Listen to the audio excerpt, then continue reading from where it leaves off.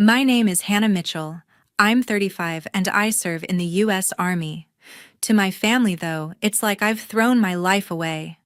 At our family reunion dinner in Raleigh, my sister leaned back and sneered. Still with that little army job, huh? Laughter exploded around the table from my parents, my aunts, even the cousins. They toasted to her million-dollar deals, her sleek office and rising empire, while I sat there with my medals zipped away in my purse, my chest tight and silent. I've commanded troops in active war zones. I've led operations worth billions. But to them, I'm just playing soldier, some kid stuck in a uniform. They never showed up. Not to my graduation from the academy, not to my promotions, not once. That night, their laughter didn't just sting, it burned. Under the table, I clenched my fist and made a quiet vow I'd make them see me. Not as the daughter they dismiss, not as the sister they overlook, but as the woman they'd never dare to underestimate again. Ever felt invisible to the people who should have believed in you? Most. Tell your story in the comments and subscribe. We rise by proving them wrong. I pulled into Raleigh after a 6-hour drive from Fort Liberty, my stomach twisting with hope and dread. This family reunion was supposed to be different. I'd spent 13 years in the Army leading missions, earning honors, but maybe they'd finally see me. The house was packed, cousins, aunts, uncles, all buzzing with chatter. I walked in wearing civilian jeans to blend in, my service medals tucked away in my purse. My sister Olivia Mitchell stood at the head of the table, her voice sharp and smug. Apex Technologies just landed a $10 million deal, she bragged, flipping her hair. My father, Richard Mitchell, beamed like she'd won a Nobel Prize. "That's my girl running the show," he said, raising his glass. My mother, Patricia Mitchell, nodded, her smile wide. "Olivia's making us proud," she added, her eyes locked on her. I sat quietly, picking at my food, waiting for a chance to speak. "Hey, I just led a major mission overseas," I said, my voice steady but hopeful, thinking they'd care. Olivia snorted, cutting me off. "What, still playing with your little army job?" The table erupted in laughter. Dad chuckled. Mom shook her head. My cousins smirked like I was a kid with a toy gun. My face burned, but I forced a tight smile, gripping my fork until my knuckles whitened. Olivia leaned forward, her eyes glinting with mockery. "Come on, Hannah. When are you getting a real career? You know, one that pays real money." Dad jumped in, not missing a beat. "She's right. Apex is working with the Department of Defense now. Big leagues, Hannah." He didn't know I was overseeing their contract from the Army's side. Neither did Olivia. They never asked. Mom turned to me, her tone sharp as a blade. "Hannah, why can't you be more like Olivia? She's building something real, not chasing badges." I swallowed hard, my chest so tight I could barely breathe. The room felt like it was closing in, their voices louder, their laughter sharper. I was invisible, a seasoned officer reduced to a punchline in my own family. Olivia raised her glass again, her smirk aimed right at me. To Apex and to family success, she toasted. Everyone clinked glasses, their cheers echoing. I stared at my plate, my anger simmering, a fire growing inside me. I'd led teams through war zones, made decisions that saved lives while they toasted Olivia's bank account. They thought I was nothing. I wasn't their little Hannah anymore. I'd show them, not with words, not with tears, but with action. I pushed my chair back, my jaw set. This wasn't over. I'd make them see who I was, and it wouldn't be at this table. As I pushed my chair back from that suffocating reunion table, my mind spiraled into the past, to the moments that carved this ache in my chest. I was 22, standing tall at my West Point graduation, my uniform crisp, my heart pounding with pride. I'd scanned the crowd for familiar faces, Dad, Mom, Olivia, but the seats I'd reserved for them were empty. I'd sent them invitations, called twice to confirm. "We're tied up with Olivia's pitch meeting," Mom had said, her voice clipped. "It's a big deal, Hannah." I stood alone, clapping for my classmates, my smile hiding the sting. They never came. Not one. Years later, at 26, I earned my first major promotion, a milestone I'd dreamed of since I was a kid. I'd invited my family to the ceremony at Fort Bragg, hoping they'd see what I'd built. I waited by the stage, scanning the crowd, my hands sweaty. No one showed. Olivia texted last minute, stuck at a client dinner. "You'll be fine." Dad didn't even call back. Mom sent a card addressed to Hannah, no mention of my rank or achievement. I pinned the new insignia on my uniform alone, my chest tight with a familiar hurt. They were always too busy with Olivia's deals, her promotions, her life. The deepest cut came at 29, deployed in Syria. I was leading a critical operation, days without sleep, my team relying on me. I got a rare chance to call home, hoping to hear Dad's voice, maybe Mom's encouragement. I dialed from a dusty outpost, the connection crackling. Dad picked up, sounding distracted. "Hannah, can it wait? Olivia's closing a major contract today." Before I could respond, he hung up. I stared at the phone, my throat burning. My work grueling, life or death missions didn't matter to them. Olivia's boardroom victories always came first. I'd tried so hard to make them proud. At 24, I sent Mom a photo of me receiving a commendation for a cyber operation. She replied, "Nice, but Olivia just got featured in Forbes." At 30, I told Dad about a successful mission that saved lives. He said, "That's great, but Olivia's running a team of 50 now." Every achievement I shared was overshadowed by Olivia's success. They never asked about my work, never visited my base, never cared. I'd spent years chasing their approval, but all I got was silence or comparisons. Back then, I'd blamed myself. Maybe I wasn't enough. Maybe my path, grit, sacrifice, service wasn't flashy like Olivia's corner office. But that night in Raleigh, as their laughter from the reunion echoed in my head, I saw it clearly. It wasn't me. It was them. They chose Olivia's world money status deals over mine. I'd carried that weight for years, each missed milestone a scar. But I wasn't that hopeful kid anymore. I'd built a life, a career, a purpose. They'd never see it, not at my graduations, not at my ceremonies, not over that crackling call from Syria. But I'd make them see it now, not for their love, but for me.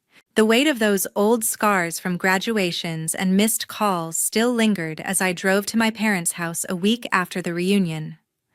I wanted to try one last time to bridge the gap. In my bag was a service medal earned during a high-stakes mission overseas, one of my proudest moments. I'd carried it for months, hoping to share it with Dad to show him what I'd built. Maybe this time, they'd see me. I pulled up to their Raleigh home, my heart pounding with a flicker of hope. Inside, the living room was quiet. Just Dad, Mom, and my sister Olivia Mitchell sipping coffee. I took a deep breath and sat down, clutching the small velvet box. "Dad," I said, my voice steady, "I brought something for you." I opened the box, revealing the medal, its silver glinting faintly. "This is from a mission I led last year. It means a lot to me." I slid it toward him, my eyes searching his face. Richard Mitchell glanced at it, then pushed it back across the table. "Hannah, that's nice," he said, his tone flat, "but I don't need trinkets. Olivia's got a big presentation with Apex tomorrow. That's what matters." My chest tightened, but I kept my face, still hoping Mom would say something. Patricia Mitchell barely looked at the medal. "Hannah, honestly," she said, her voice sharp, "why do you keep bringing up this army stuff? Olivia's closing deals that actually change things." She gestured to my sister, who smirked, leaning back in her chair. "Yeah, Hannah." Olivia said, her eyes narrowing. "Maybe save the medals for your scrapbook. I'm pitching to the Department of Defense tomorrow. Real impact." They didn't know I was the officer overseeing Apex's contract, that my work shaped their so-called real impact. I clenched my jaw, the rejection stinging like a slap. I tried again, turning to Dad. "This isn't just a medal," I said, my voice rising slightly. "It's for saving lives, for work I poured everything into." He shrugged, sipping his coffee. "Olivia's work keeps the lights on," he said, not meeting my eyes. Mom nodded, adding, You should focus on something practical like Olivia does. The room felt smaller, their words cutting deeper than any mission I'd faced. Olivia laughed a short, mocking sound. Hannah? You're wasting your time? Stick to your little army games. I stared at the metal, its weight heavy in my hands. I'd thought it could change things, make them see me not just as their daughter or sister, but as someone who'd built something real. But they didn't care. They never would. Their world revolved around Olivia's deals, her status, her bank account. My service, my sacrifices were invisible to them. I closed the box, my fingers trembling, and stood up. Fine, I said, my voice cold. You don't want this. I'll show you what I'm worth another way. I walked out, their silence following me. That moment broke something inside me, not my resolve, but my need for their approval. I wasn't chasing their pride anymore. I'd prove my value not with gifts or words, but with my actions, my career, my strength. They'd see me not here, not now, but soon, on my terms. I left my parents' house with the medal still in my bag, its weight a reminder of their rejection, but also of my resolve. I didn't need their approval anymore. I'd prove my worth through my work. Back at Fort Liberty, I threw myself into my role as an officer, determined to rise above the sting of their words. My days were filled with high-stakes cyber operations, each one a test of skill and grit. But one mission, a critical network security audit, became my breaking point. I was tasked with leading a team to secure a classified system for a Department of Defense project. The deadline was tight. The stakes enormous. One flaw could compromise national security. I'd spent weeks preparing running simulations, double-checking code. But during the final audit, a hidden vulnerability slipped through, crashing the system in front of my team and our evaluators. The room went quiet, my stomach dropping as the screen flashed red. I'd failed publicly, spectacularly. My team looked to me, waiting for direction, but I froze, the weight of my family's dismissal echoing in my head. Maybe Olivia was right. Maybe I wasn't enough. That night, I sat alone in my office, staring at the failed audit report, my confidence shattered. I was ready to call it quits when Colonel James Parker, my mentor, walked in. Hannah, he said, his voice steady. You're not the first to stumble, and you won't be the last. He sat down, his eyes sharp but kind. Failure doesn't define you. It's what you do next. I shook my head, my voice tight. Colonel Parker, I let everyone down. This was my shot. He leaned forward, unyielding. You think I got these eagles without screwing up? You fix it. You learn, you keep going. That's leadership. His words hit hard. I'd spent years proving myself to a family that didn't care, but here was someone who saw my potential. Over the next week, Colonel Parker worked with me, dissecting the audit, pinpointing the flaw, a subtle coding error I'd overlooked. We rebuilt the system line by line, testing it until it was ironclad. He didn't sugarcoat my mistakes, but he didn't let me drown in them either. You're tougher than this, Hannah, he said during one late-night session. Show them what you're made of, not your family, but yourself. When we ran the audit again, the system held. The evaluators nodded, my team cheered, and I felt a spark of pride I hadn't known in years. Colonel Parker clapped me on the shoulder. That's the officer I know, he said. I wasn't just fixing code, I was rebuilding myself. I realized then that my family's rejection didn't define me. Their words, Olivia's smirks, Dad's shrugs, Mom's comparisons were noise. My work, my growth, my strength were what mattered. That victory at Fort Liberty wasn't just about the audit. It was about learning to stand up after a fall, to lead through doubt, to trust my own worth. Colonel Parker didn't just help me fix a system, he showed me I could fix myself. I wasn't done proving my value, not to my family, but to the world I'd built here. I'd keep pushing, keep leading, keep fighting, and I'd do it for me. The victory at Fort Liberty had reignited my fire, but as December rolled in, a quiet ache settled in my chest. Christmas was coming, and the thought of another holiday with my family's judgment, Olivia's smirks, Dad's shrugs, Mom's comparisons felt unbearable. I needed something else, something real. That's when Colonel James Parker, my mentor, invited me to his family's Christmas dinner. "You're not spending the holidays alone, Hannah," he said, his voice firm. I hesitated, but his insistence won me over. I arrived at Colonel Parker's house near Fort Liberty, my nerves buzzing. Susan Parker, his wife, greeted me at the door with a warm smile. "Hannah, come in," she said, pulling me into a hug that caught me off guard. The house was filled with laughter and chatter, a stark contrast to the cold silence of my family's reunion. At the table sat Brian Carter, my teammate from the cyber unit, his grin wide as he waved me over. "About time you showed up," he teased, passing me a plate. I sat down, my shoulders easing for the first time in weeks. Colonel Parker raised a glass, his eyes steady. "To the team," he said, "and to those who've got your back." I clinked glasses with them, a warmth spreading through me. Susan leaned over, her voice soft. "Hannah, James talks about you all the time. Your family here." I swallowed hard, my throat tight. Family. A word I'd chased for years, only to find it here, not in Raleigh, with Olivia's taunts or Mom's lectures. Brian shared stories of our missions, exaggerating my role in the audit fix to make me laugh. "Hannah saved the day," he said, winking. I shook my head, but Susan squeezed my hand. "You're tougher than you let on," she said. Colonel Parker nodded, adding, "She's one of the best. Don't let anyone tell you otherwise."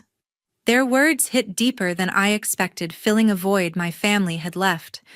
For years I'd fought for Dad's pride, Mom's approval, Olivia's respect.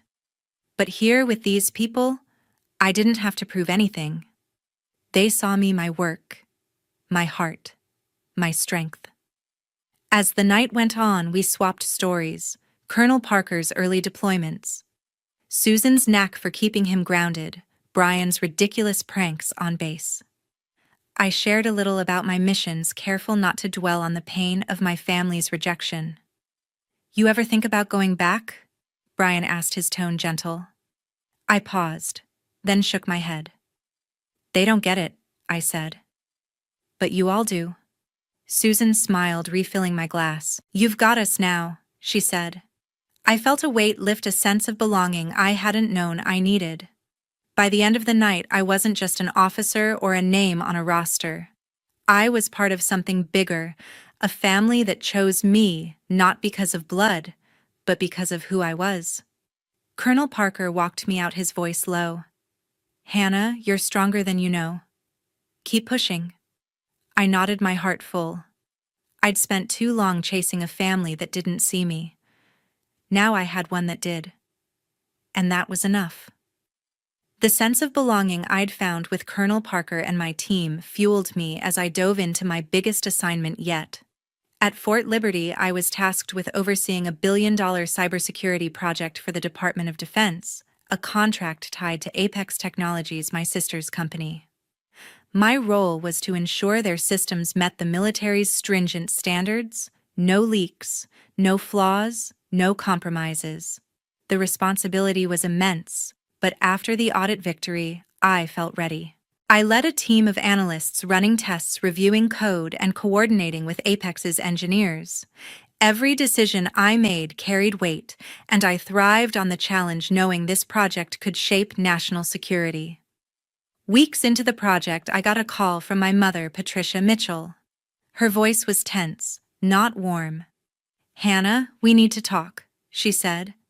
I braced myself, expecting another lecture about Olivia's success. "Olivia's struggling with her Apex contract," Mom went on. "It's with the Department of Defense." "You're in the Army, can't you pull some strings?" I froze, my grip tightening on the phone. They didn't know I was the officer overseeing that very contract. I kept my tone even. "Mom, I don't do favors like that. My job is to protect the system, not bend rules." She sighed, exasperated. "Hannah, just help your sister. This is her big break." I hung up, my jaw clenched.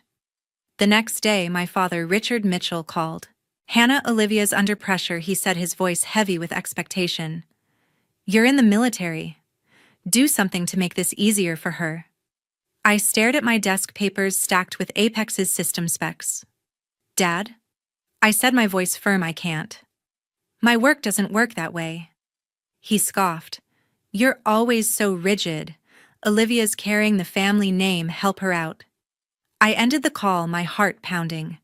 They thought my job was a tool for Olivia's success, not a career I'd built through years of sacrifice. Then Olivia herself texted. "Hey Hannah, I know you're with the Army. Can you talk to whoever's in charge of our DoD contract? It's a mess." Her casual tone, like she was asking for a coffee order, made my blood boil.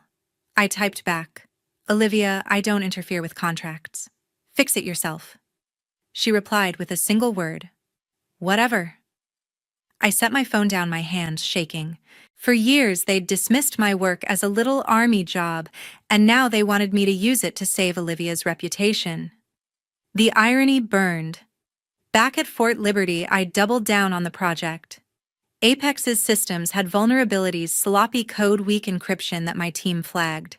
I sent detailed reports to their engineers expecting cooperation.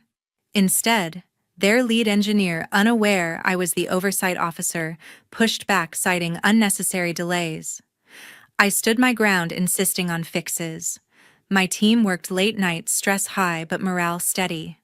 I wasn't just doing my job, I was proving my worth not to my family, but to myself and the mission. One evening, Colonel James Parker stopped by my office. "Heard you're catching heat from Apex," he said, leaning against the doorframe. I nodded, exhausted. "They're not happy with my standards." He chuckled. "Good. Keep them honest, Hannah. You're doing what's right." His words steadied me. My family saw my work as a favor to leverage. Colonel Parker saw it as duty. I wasn't bending for Olivia or anyone else. As the project neared its deadline, I knew the real test was coming. Apex's leadership, including Olivia, would present their system at a conference in Raleigh. My team's findings would be front and center, and I'd be there to ensure the truth came out. I wasn't helping Olivia, I was holding her accountable.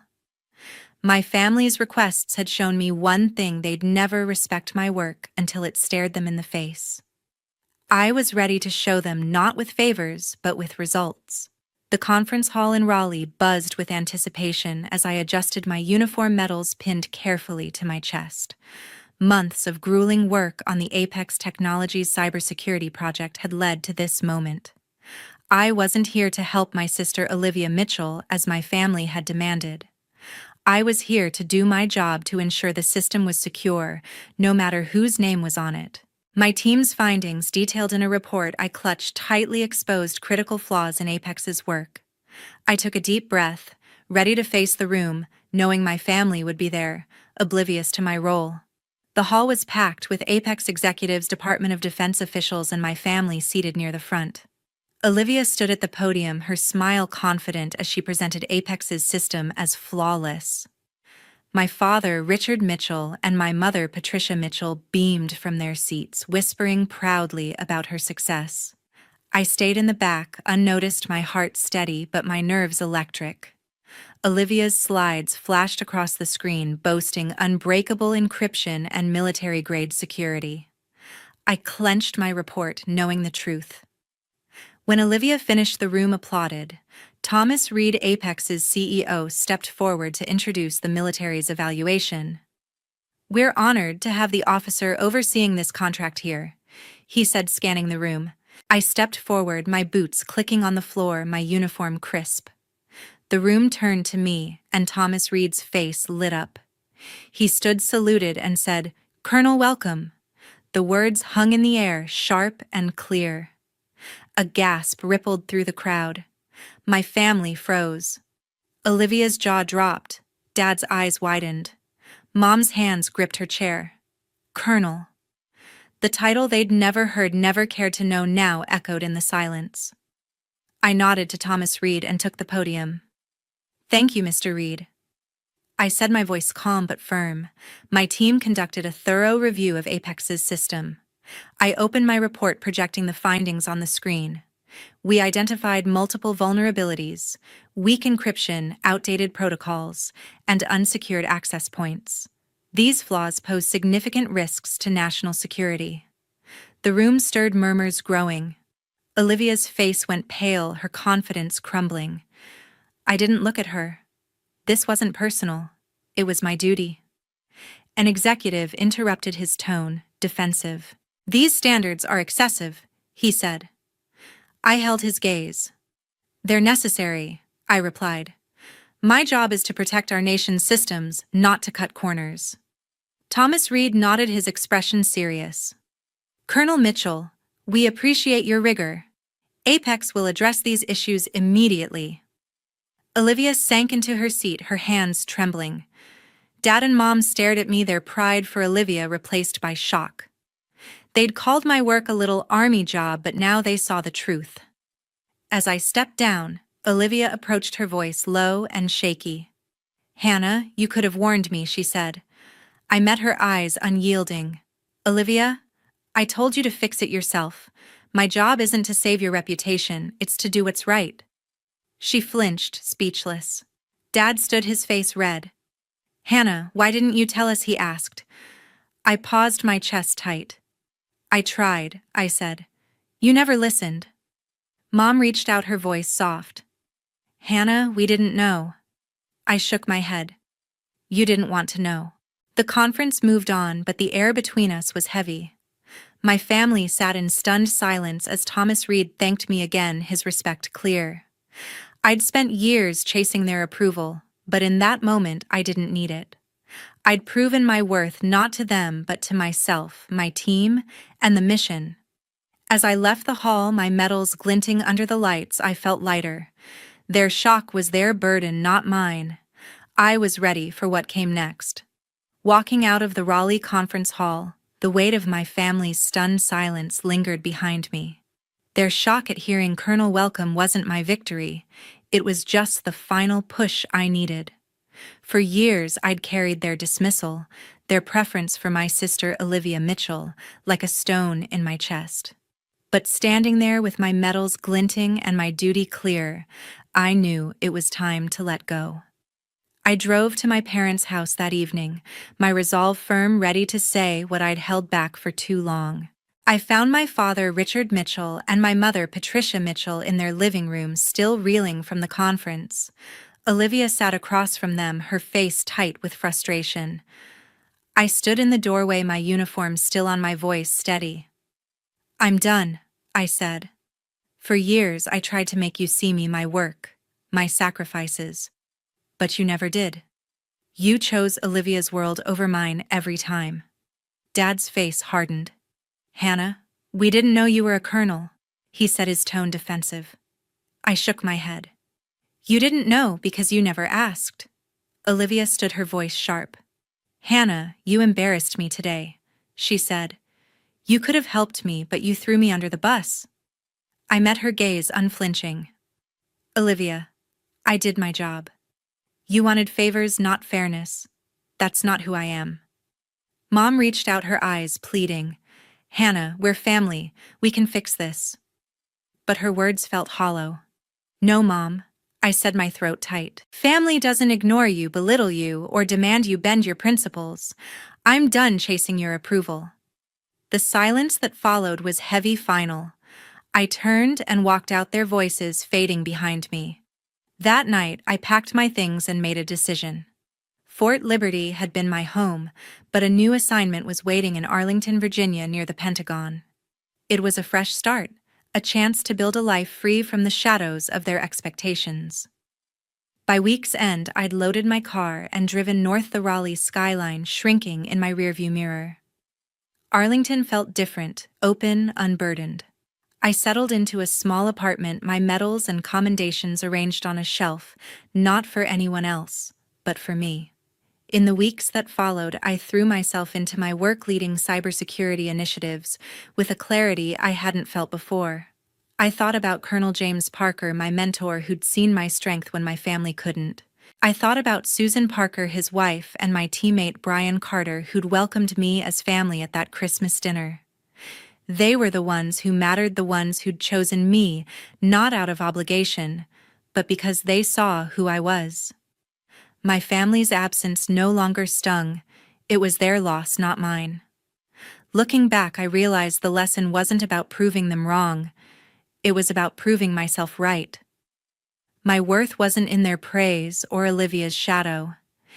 It was in the missions I'd led, the lives I'd protected, the team I'd built.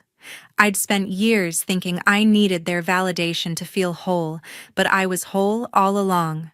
My strength, my purpose, my life. They were mine, forged through every challenge, every choice, every step I took alone. To everyone who's followed this journey, thank you. Thank you to Colonel Parker, Susan, and Brian for showing me what family really means. Thank you to my team at Fort Liberty for standing by me. And thank you to all of you listening for being part of this story. If it resonated with you, hit that subscribe button and drop a comment below. Tell me what's your story of finding your worth. I'm reading everyone.